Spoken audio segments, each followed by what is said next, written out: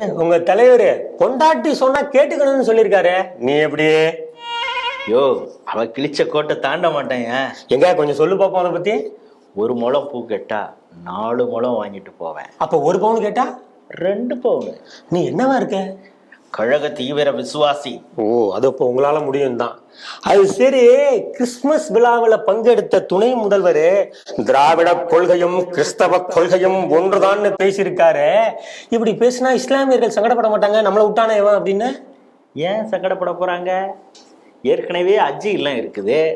புதுசா ஒரு அஜி இல்லம் அதை கட்டுறதுக்கு 35 கோடி ரூபாய் ஒதுக்கிட்டு அதுக்கான அடிக்கல் நாட்டு விழாவையும் எங்க தலைவர் செஞ்சிருக்காருயா. அது மட்டும் இல்ல, திருநெல்வேலியில 100 கோடி ரூபாய் செலவு பண்ணி கட்டின நூலகம், அதுக்கே கண்ணியமிகு காகிதம் இல்ல பேரை வச்சிருக்கிறோம். சிறுபான்மையினர்களுக்கு அரணாக இருக்கிறோம். ஏனாங்க, ஆக பெரும்பான்மை இந்துக்களை நீங்க ஒரு டேஷா கூட மதிக்கல. அது என்ன டேஷ்? ஓ அதுவா? கொஞ்ச நாளைக்கு முன்னாடி அவர் போட்ட ட்விட்டில் ஒரு டேஷ் போட்டிருந்தார்ல, அந்த டேஷ் தான் இந்த டேஷ்.